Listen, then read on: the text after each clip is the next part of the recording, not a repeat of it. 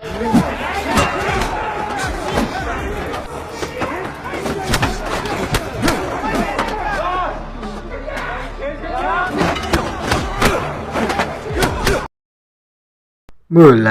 episode ketiga, terlihat seorang pria bernama Lee Doyong, yang kita sebut saja Doyong. Dirinya ternyata merupakan anak buah kepercayaan Pak Choi. Dia mendapatkan sebuah pesan urgent dari Pak Choi yang membuatnya harus pergi sekarang.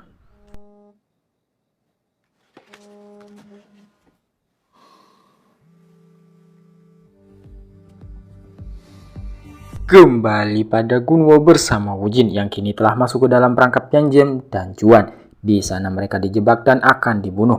Di saat Gunwo melepaskan maskernya, Juan tentu saja mengenali Gunwo. Dengan raut wajah yang sangat ketakutan, Juan menelpon anak buahnya untuk mencari alamat Gunwo dan berniat mencelakai ibu Gunwo.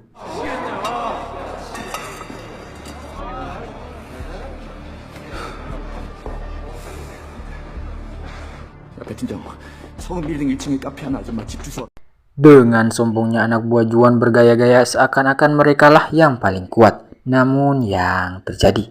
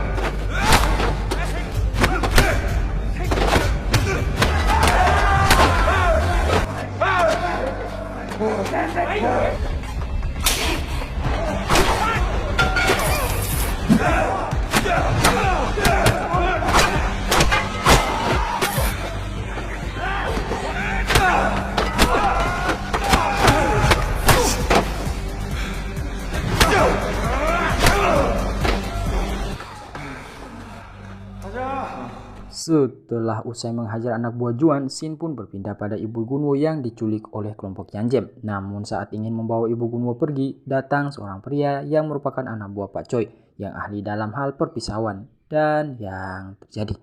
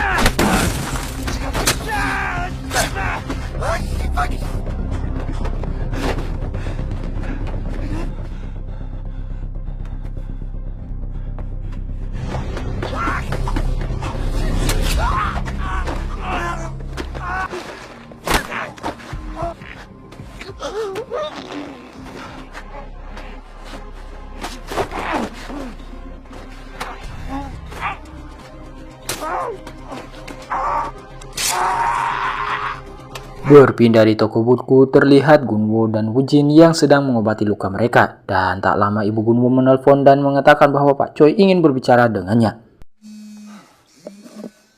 엄마. 건우야, 잠깐 바꿔드릴게. 너희 지금 어디니? Singkat cerita, mereka pun menemui Pak Choi yang sedang menunggu kedatangan mereka. Setelah bertemu di sana, Pak Choi langsung memarahi mereka, terutama Hyunju yang tidak mendengar perkataan Pak Choi. Semua yang Pak Choi lakukan semata karena beliau takut kehilangan Hyunju, cucunya. Dan Pak Choi berniat kali ini biarkanlah orang dewasa yang mengurus semuanya, di mana anak buah kepercayaan Pak Choi yang akan membereskan masalah ini. Namun di sana Gunwo juga ingin ikut membantu, mengingat jasa Pak Choi yang begitu baik kepada keluarganya. Bahkan nyawanya pun akan diberikan. Namun Pak Choi tetap menolak karena ini bukanlah pertandingan, melainkan ini adalah perang. 원할 테니까 긴 말하지 않을게. 넌 내 가족이야. 저도 돕고 싶습니다. 건우야, 누군가 이기고 지는 시합이 아니야. 누구야지 끝나는 전쟁이야. Karena rumah Gunwo telah diketahui akan berbahaya jika membiarkan Ibu Gunwo sendiri di rumah, maka dari itu Ibu Gunwo akan tinggal sementara di panti asuhan milik Pak Choi untuk sementara waktu. Setelah itu anak buah Pak Choi yang bernama Yang Jun berjanji akan menuntaskan semua masalah ini secepatnya karena seharusnya masalah ini diselesaikan sejak lama agar tidak terjadi hal seperti ini, dan mulai besok dirinya bersama Doyong akan mulai bergerak. 오래전에 해결했어야 할 일입니다. 내일부터 두영이랑 같이 움직이겠습니다. 정리하겠습니다. 두영이랑 밥 먹자. 여기서 Di keesokan harinya terlihat Myonggil yang menjenguk anak buahnya yang terluka akibat dihajar habis-habisan oleh kelompok Pak Choi. Di sana Myonggil pun menanyakan pada Yang Jae siapa yang telah membuat mereka seperti ini. Setelah menyebut ciri-ciri dan keahliannya, Myonggil pun menyadari bahwa orang tersebut adalah Yang Jun, anak buah kepercayaan Pak Choi. 발이 엄청 빨랐고요. 그리고 칼을 정말 잘 쓰더라고요. 우리한테 1시까지 사무실로 오라고 해. 회의 좀 하자. Berpindah di restoran yang terlihat Yang Jun dan Doyong akhirnya bertemu dan reunian karena sudah lama tidak bertemu. Di sana mereka pun mulai membahas rencana mereka untuk menghabisi Myonggil dan antek-anteknya. Sedangkan di sisi lain, Myonggil bersama antek-anteknya sedang melakukan rapat untuk membahas mengenai Pak Choi dan dua anak buah kepercayaan Pak Choi itu, yaitu Yang Jun dan Doyong. Mereka berencana untuk mencari keberadaan kelompok Pak Choi. Berpindah pada Hyunju and the Gang, mereka bertiga kini mendatangi panti asuhan milik Pak Choi karena Ibu Gunwo akan tinggal di sana untuk sementara waktu sampai masalah yang sedang mereka hadapi selesai.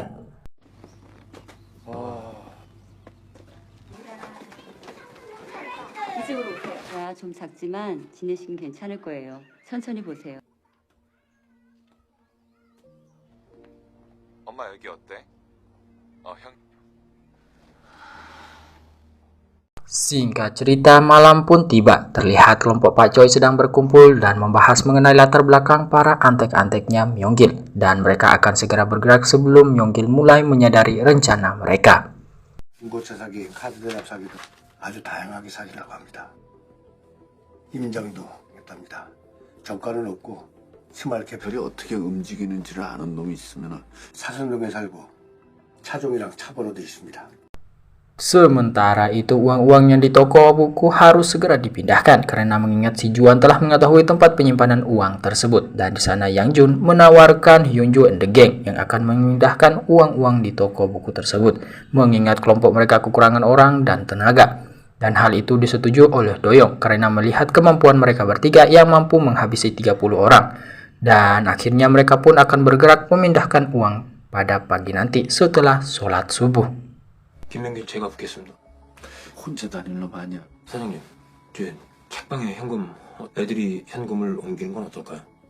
그게 시간도 없고 사람이 그 친구들도 보통은 아닌 것 같아요. 그렇지? 이거 봤어요? 하나도 안 쓰고 30명을 셋이서 와. 사장님, 이른 새벽에 움직이면 괜찮을 것 같습니다. Dan singkat cerita, tibalah waktunya Hyunju and the Gang akan memindahkan uang yang ada di toko buku. Namun usaha mereka sedikit dihalangi oleh Boma dan Jandu. Namun mereka bertiga mampu menyelesaikan semua walaupun sebagian uang mereka harus diambil oleh anak buah Myonggil. Dan ini dia scene terakhir episode 4. Jangan lupa stay terus untuk episode kelimanya. Oke.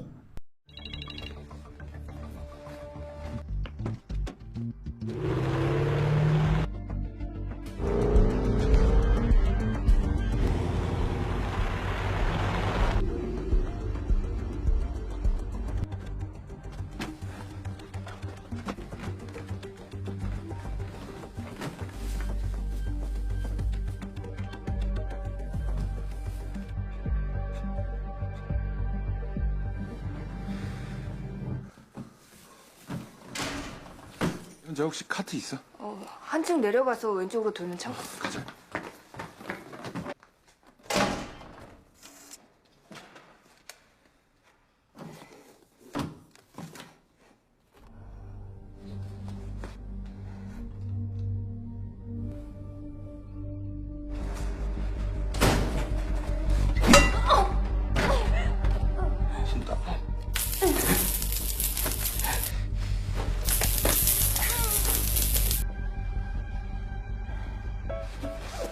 뭐야? 왜 옷을 벗어?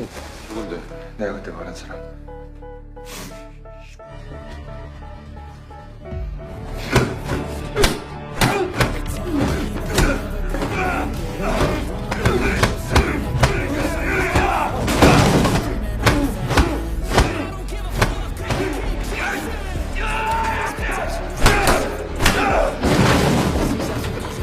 더 빨리 치고 빠져.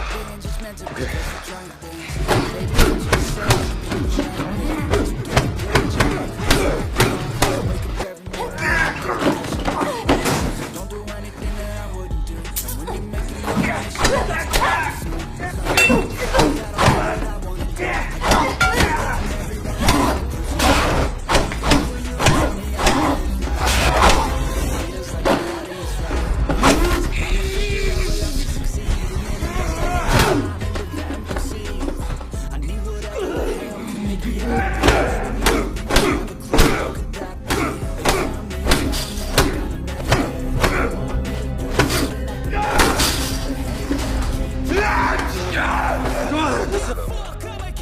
정티.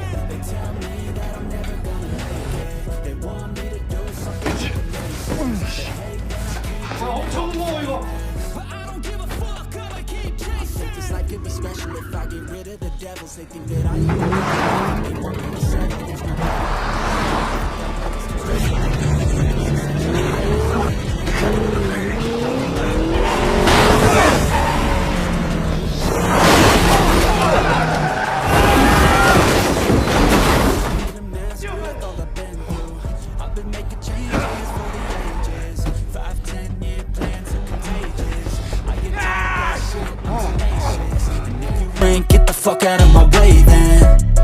Got one life, I won't regret it. I will fight until I get it. I'll look back one day from heaven and say damn, I learned some lessons. And say damn, I had no questions. I had fun in every second and the journey was a blessing, yeah. They tell me